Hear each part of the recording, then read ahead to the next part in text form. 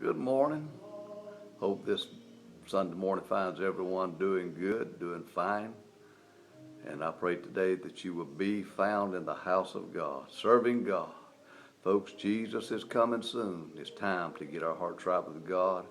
If we're not right with Him, it's time for us to lay aside the ways, the sins that does so easily beset us, that we may run with patience the race that Jesus has set before us, looking unto the author and the finisher of our faith, Jesus Christ. Jesus is coming soon, folks. It's time for us to prepare ourselves to meet our Lord and Savior when He comes for His church. John 3:36, He that believeth on the Son hath everlasting life, and he that believeth not the Son shall not see life, but the wrath of God abideth in him. Today, do you know Jesus as Lord and Savior? Today, do you have a relationship with Him? Is He more than just something or someone you think about? You know He's real, He's a reality, but in your heart you have not truly committed to serving Him with all of your heart. Today, I encourage you, give your life to Jesus Christ. Serve Him with all of your heart.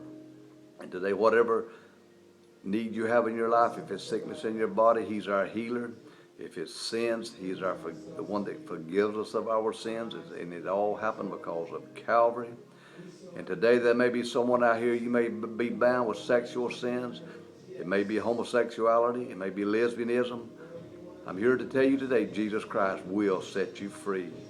Many have been delivered from this lifestyle. Today, call upon Jesus Christ, the one who can set you free. He can forgive you of all of your sins. He can change your life so that you can live for Him. And today I just want to say, go with God and He will go with you. Be blessed and have a great day. And God is good. God loves you.